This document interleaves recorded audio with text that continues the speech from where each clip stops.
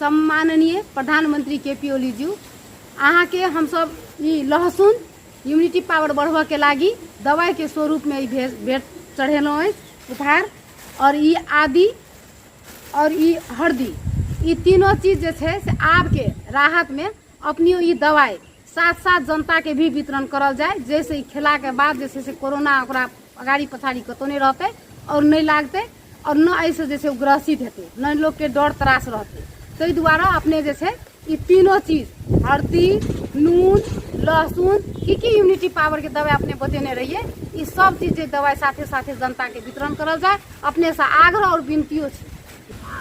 नमस्ते, हम सुनीता कुमारी शाह, हमार घर राजविलास भेल। आम नेपाली जनता के ओर से हमरा सब जे आए सम्माननीय प्रधानमंत्री जी के उपहार पठेले छी। उपहारी में ई हल्दी ई आदि और ई लहसुन इम्यूनिटी पावर बढ़वा के लेल जे छे ई उपहार स्वरूप प्रधानमंत्री जी के सीडीओ साहब के मार्फत हम सब आए बुझेलों। एकर उद्देश्य ई छिए जे प्रधानमंत्री जी बार बार कहते रहे जे कोरोना महामारी से बचे के लागी साधारण छे उपाय सब उनका मुँह से जे छे से ई हल्दी इम्यूनिटी पावर बढ़ाओ हमरा सबके एकदम मजबूत छे। और जबकि अखन के महामारी कोरोना 19 जहिया से जे छे से ई चाइना से एले और वही के प्रभाव से जखनी अहाँ के 5-5 हजार नेपाल में जे छे से कोरोना पॉजिटिव भ गेल छे देखल जाए तो। और एकर क्वारंटाइन जे छे से व्यवस्थित नहीं छे, आइसोलेशन नहीं व्यवस्थित छे और कोनो भी चीज जे छे से व्यवस्थापन नहीं छे। और एकर जिम्मा न स्थानीय सरकार ल रहल छे न प्रदेश सरकार के जिम्मेवारी बहन देखाई रहल छे और न संघीय सरकार के। तो आखिर नेपाली नागरिक के सुरक्षा के करते त? और लॉकडाउन के पालन लॉकडाउन लगेल के सरकार ठीक छे, लॉकडाउन लगेल के हमरा सब ओकर एकदम जे छे से नियम पालना करे छिए और अखनियो करे ला तैयार छी। क्या अपन जान जोगाओ सरकार जैसे नियम लगेल के उनका जैसे सराहनीय छे। लेकिन लॉकडाउन लगेला के साथे मात्र समाधान छिए तो भूखमरी से देख रियो जखन मर रहा छे बीमारी से बेसी तो भूखमरी के कारण जैसे तराई में मधेश में हमरा सबके मर रहा छे संपूर्ण जनता सब। और ओकरा सब बार बार जैसे विभिन्न सामाजिक संजाल के मार्फत से डर रहल छे।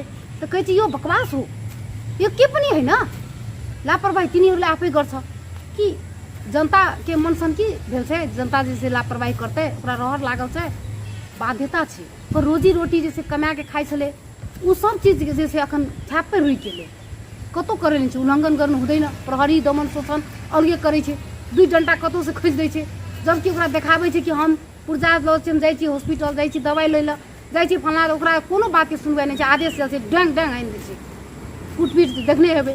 तै दुआरे आब एक ई निराकरण केना हेतै त लॉकडाउन लगेल के तो सुविधो से सरकार के देबाक चाही तै हिसाब से पैकेज में जैसे राहत वितरण करबाक चाही। एक बेर दऽ देलकै 10 किलो चावल से की भ गेलै 4 महीना के लागी एकटा घर में 10-10 टा परिवार छे 10 जना के संख्या छे 10 किलो चावल कते दिन देतै अपने कहल जाए। चैत से लागल छे 11 गते से लॉकडाउन 10 गते से कि अखन तली के अवस्था में वह से चलते। तो ये सब आम नागरिक के समस्या सब देखते हुए सर जैसे हमरा सब वही सब के आवाज आम जनता के नेपाली जनता के जैसे आवाज बन कर उनका सबके दुख और प्रधानमंत्री खिल्लीटा जैसे से व्यंग्य जखनी बन तखनी व्यंग्य दैत रहे छे उखान टुका से प्रस्तुति होइत रहे छे। तो ये उखान टुका से तो नहीं कोरोना के दवाई अखन तक पता लागल छे न देश चलते न जीवन चलते। तो उहे के लेल उनका हम सब जैसे उपहार स्वरूप इम्यूनिटी पावर बढ़वे के लागी शुभचिंतक हम सब छियन। तो हमारे सबके प्रधानमंत्री तो रहना चाहिए ना स्वस्थ निरोग। तो ये तो कोरोना के दवाई तो नहीं छिए और वो कह रहा है ये सब खाओ अहाँ सबके कुछ नहीं होते लॉकडाउन पालन करूँ ऐसा कुछ नहीं होते अहाँ सब यो आम कुरा हो यो के पनि हैन सिर्फ लॉकडाउन को पालना गर्नुपर्छ।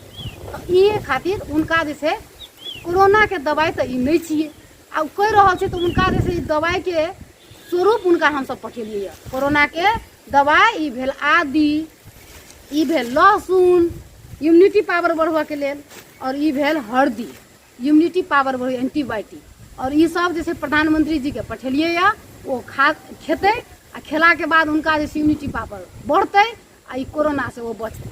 ताहि दुआरे हम सब जैसे आम नागरिक नेपाली जनता जैसे राष्ट्रभक्त सब हम सब जाके आइ बुझेलिए उपहार स्वरूप उनका और एते कहते एहि पर ध्यान आकर्षण सेहो करबै छी और ई दुख मर्म जे छै साथे साथे प्रधानमंत्री जी बुझ एकर मर्म मूल बुझ कऽ एकर निराकरण करऽ के लागी पैकेज लाबऽ या एकर सुख सुविधा जनता के जे छै से केना के उबारते। टिकला खा के जे छै जिंदगी बिता रहल छै, घर से बेघर भए गेल छै, रोजी रोटी मरि गेल छै, ओकरा सूझि नहीं रहल छै। तो आब हमरा सब हुनका जे छै नयन खोलऽ के लागी हमरा सब जे छै आइ उतरलिए।